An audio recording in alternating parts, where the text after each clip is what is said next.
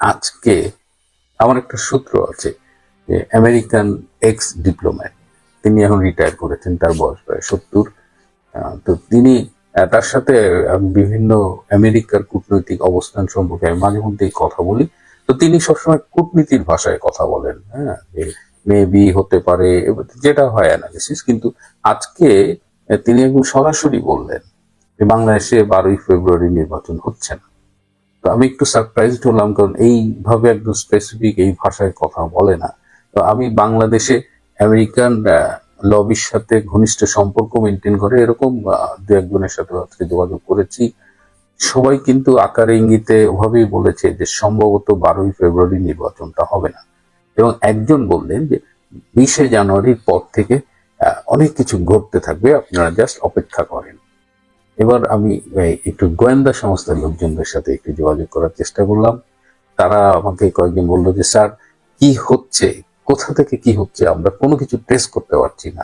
আমাদের এই মুহূর্তে নির্বাচনী তৎপরতা, নির্বাচন নিয়ে কাজ করার কথা, কিন্তু আমাদের যেসব অ্যাসাইনমেন্ট দিচ্ছে তার সাথে নির্বাচনের তেমন কোনো সম্পর্কই নাই। সুতরাং আমরা ঠিক এই মুহূর্তে বুঝতে পারছি না কোন দিকে যাচ্ছে। তো এইটা আমার কাছে মনে হলো যে এই নির্বাচন করে ফেলার জন্য যে বিএনপির পক্ষ থেকে একটা তাড়াহুড়া দেখা যাচ্ছে। এমনকি এখন জামাত ইসলামও আর নির্বাচনের ব্যাপারে অত আগ্রহী না।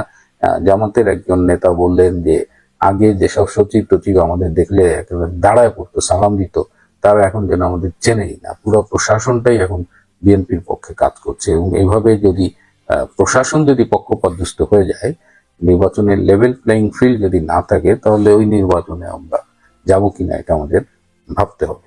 আর বাংলাদেশের ইলেকশন নিয়ে যখন অনিশ্চয়তা, তখন আমি একটু আন্তর্জাতিক একটা বিষয় বলবো যে আপনার ইরানের একটা সাম্প্রতিক পরিস্থিতি দেখতে পাচ্ছেন। গত 2-3 সপ্তাহ ধরেই সেখানে বর্তমান সরকারের বিরুদ্ধে আন্দোলন চলছে। যে আন্দোলনটা অনেকেই বলছে যে বাংলাদেশ, শ্রীলঙ্কা, নেপাল সেই রেজিম চেঞ্জের আন্দোলন, এবং এই আন্দোলনটা বেশ সিরিয়াস হয়ে গেছে। এবং আমরা ভিডিও দেখেছি যে যারা বিক্ষোভ করছে বর্তমানের সরকারের বিরুদ্ধে, তাদের হাতে অস্ত্র দেখা গেছে, এবং বলা হচ্ছে যে আন্তর্জাতিক গোয়েন্দা সংস্থা নাকি এইসব অস্ত্র সরবরাহ করেছে।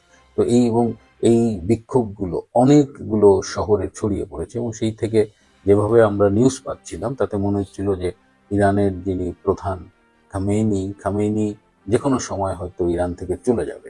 কিন্তু আজকে একটা ভিডিও দেখলাম যে আজকে ইরানের সরকার সমর্থকরা রাজপথে নেমেছে, লক্ষ লক্ষ লোক বিভিন্ন শহরের রাজপথে নেমেছে। এবং আজকে কিন্তু এই আন্দোলনকারী যারা বিক্ষোভকারী জেনজি, তাদের কিন্তু আজকে তেমন দেখা যায়। সুতরাং এই যে জিনিস, এটা আমি কেন বলছি সেটা বলি যে একটা সরকার, তার প্রধান শক্তি হলো তার রাজনৈতিক সংগঠন। এবং এই ইরানে যখন রাজনৈতিক সংগঠন সরকারের পক্ষে সমর্থনে নেমেছে, তখন কিন্তু আবার পুরো সিনারিও কিন্তু আর আগের মতো একদম ওয়ান সাইডেড নাই, যে সরকারের পতন সময়ের ব্যাপার মাত্র। এদিকে আমেরিকা আবার আক্রমণের কথা ভাবছে, তারা আক্রমণ করবে কিনা, বিষয়টা জটিল হয়ে গেছে। কিন্তু বাংলাদেশের এই গত বছরের আগস্ট মাসে আমরা কিন্তু আওয়ামী লীগকে মাঠে দেখি নাই, এবং খুব পরিকল্পিতভাবেই আওয়ামী লীগ যেন মাঠে না নামে সেই ব্যবস্থা করেছে। এবং সেখানে আমরা একদিকে দেখছি ইরানের সরকারের সমর্থক যে স্পেশাল রিপাবলিকান গার্ড আছে তারা নামছে, আর আমাদের সেনাবাহিনী তারা কিন্তু নামেনি। এবং জেনারেল ওয়াকার একদম শেষ রাত পর্যন্ত কিন্তু মানে মিসলিড করেছেন শেখ হাসিনা সরকার। দল যখন বলেছে তারা সমাবেশ করতে চায়, তারা রাজপথে নামতে চায়, তখন এই ওয়াকার এবং অন্যান্যরা শেখ হাসিনাকে বিভ্রান্ত করেছিল যে রাজপথে নামলে প্রচুর ব্লাডশেড হবে, আপনি আওয়ামী লীগের সবাইকে ঘরে রাখেন, আই উইল টেক কেয়ার বলে জেনারেল ওয়াকার পুরা গেমটা তার হাতে নিয়ে নিয়েছে আওয়ামী লীগের বাইরে। আওয়ামী লীগ আজকে যখন ইরানের এই ঘটনা দেখবে, কিংবা আজকে যখন আত্মমূল্যায়ন করে, তারা কি বুঝতে পারে যে সেদিন রাজপথে আওয়ামী লীগের অনুপস্থিতিটাই এই ষড়যন্ত্র, এই ওয়াকার ইউনূস এদের যে ষড়যন্ত্র, সেটাকে বাস্তবায়নে সহায়তা করেছিল? এর থেকে সব সরকারের জন্য, সবার জন্য টেক হোম মেসেজ হলো যে রাজনৈতিক সরকারের প্রধান ক্ষমতার উৎস হবে তার রাজনৈতিক সংগঠন। আমলা, আইন শৃঙ্খলা রক্ষাকারী বাহিনী, আর্মি, এরা কখনোই কোনো সরকারকে নিরাপত্তা দিতে পারে না, বরং সময় সুযোগ পেলে এরা পোল্টি খেয়ে যায়, এরা ডলারে বিক্রি হয়। কিন্তু দিনের শেষে যেটি থাকে সেটি হলো রাজনৈতিক সংগঠন। 2 সালে সুজনের মানে সুশাসনের জন্য নাগরিক সুজনের বদিউল আলম মজুমদার, সেখানে সুজন বরিশাল শাখার সাথে একটা মিটিং করেছেন এবং তারপরে সাংবাদিকদের সাথে তিনি কথা বলেছেন এবং সেখানে তিনি বলেছেন, আমি তার মানে একটা পত্রিকার হেডলাইন থেকে বলছি যে নিরপেক্ষ তত্ত্বাবধায়ক সরকার ছাড়া সুষ্ঠু নির্বাচন সম্ভব নয়।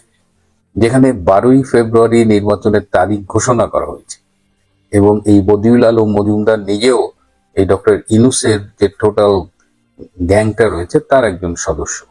তো বদিউল আলম মজুমদার আজকে বরিশালে কেন বলছেন যে এই নিরপেক্ষ তত্ত্বাবধায়ক সরকার ছাড়া সুষ্ঠু নির্বাচন সম্ভব নয়? বর্তমানে তো কোনো নিরপেক্ষ তত্ত্বাবধায়ক সরকার ক্ষমতায় নেই, তাহলে কি সুষ্ঠু নির্বাচন হবে না বলে আশঙ্কা করছেন তিনি, এবং তার এই আশঙ্কার কথাও তিনি বলেছেন এবং মানে এই নির্বাচন হবে কিনা সেটা নিয়েও তিনি কথা বলেছেন। তো ইউনূস শিবিরের ভেতরের একজন যখন বলেন এই নির্বাচন হবে কিনা কিংবা সুষ্ঠু নির্বাচনের জন্য একটা নিরপেক্ষ তত্ত্বাবধায়ক সরকার দরকার, তখন আমরা কি মেসেজ পাই? এদিকে আমাদের বাংলাদেশে আমেরিকান যে নতুন রাষ্ট্রদূত ব্রেন্ট ক্রিস্টেনসেন তিনি এসেছেন এবং এসেই তিনি তার তৎপরতা শুরু করেছেন এবং যতদূর জানি যে তিনি 3 জন সুশীল সমাজের 3 জনের সাথে আজকে মিটিং করেছেন। তার মধ্যে একজন আবার উপদেষ্টা পরিষদের সদস্য, বর্তমান উপদেষ্টা পরিষদের সদস্য। তো তাদের সাথে তিনি মিটিং করেছেন। কি নিয়ে কথা বলেছেন আমি এখনো ঠিক জানি না, কিন্তু আমার ধারণা এই আসন্ন নির্বাচন নিয়েই তিনি কথা বলেছেন। আবার ঠিক একই সাথে আমরা দেখছি যে আমাদের পার্শ্ববর্তী ভারতের সাথে আমেরিকার একটা সম্পর্কের টানাপোড়েন চলছে এবং ট্রাম্প মৌখিকভাবে অনুমতি দিয়েছেন যে ভারতের উপরে ট্যারিফ 50% এখন আছে, সেটাকে নাকি 500% করা হবে। তো এই অবস্থায় ভারতের যে নবনিযুক্ত রাষ্ট্রদূত সার্জিও গার্ড তিনি গতকাল দূতাবাসে একটি বক্তৃতা করেছেন এবং তিনি বক্তৃতায় বলেছেন যে আমেরিকার কাছে সবচেয়ে গুরুত্বপূর্ণ দেশ হলো ভারত এবং তারা একটা প্রযুক্তি কেন্দ্রিক একটা জোট করেছে রিসেন্টলি, প্যাক্স সিলিকা।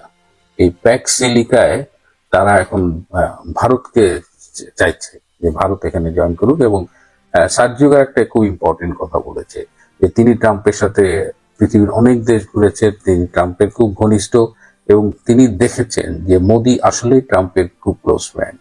তিনি আরো বলেছেন যে দুইটা বন্ধুর সাথে কখনো কখনো অনেক বিষয়ে মত পার্থক্য হয়, মনোমালিন্য হয়, কিন্তু তাই বলে বন্ধুত্বটা শেষ হয়ে যায় না। সো এই সার্জিও গার্ডের এই অবস্থানটা, যখন আমরা ট্যারিফের এই 500% ট্যারিফ নিয়ে আমরা একটু টেন্স ছিলাম যে সম্পর্কটা কোন দিকে যাচ্ছে, ঠিক সেই সময় সার্জিও গার্ডের এই কথাগুলো কিন্তু খুব ইম্পর্টেন্ট। এদিকে আমাদের বদিউল আলম মজুমদারের কথা এবং আমাদের যে ব্র্যান্ড ক্রিস্টেনসেন আসছে যে নব রাষ্ট্রদূত, এদিকে একমাত্র বিএনপি ছাড়া বাংলাদেশে এখন আর কেউ নির্বাচন যে একদম করতেই হবে, চাইতেই হবে এমন ভাবসাব কিন্তু দেখা যাচ্ছে না। মাঠ পর্যায়েও যতটা তৎপরতা থাকার কথা ছিল কিংবা নির্বাচন কমিশনের কার্যালয়ে যতটা তৎপরতার কথা ছিল সেগুলো কিন্তু এখন পর্যন্ত দেখা যাচ্ছে না। সুতরাং এখন যে টেনশন যেটা, সেটা হলো যে 12ই ফেব্রুয়ারি নির্বাচন হবে কিনা, এটা নিয়ে আমি কিন্তু বলছি অনিশ্চিত নির্বাচন।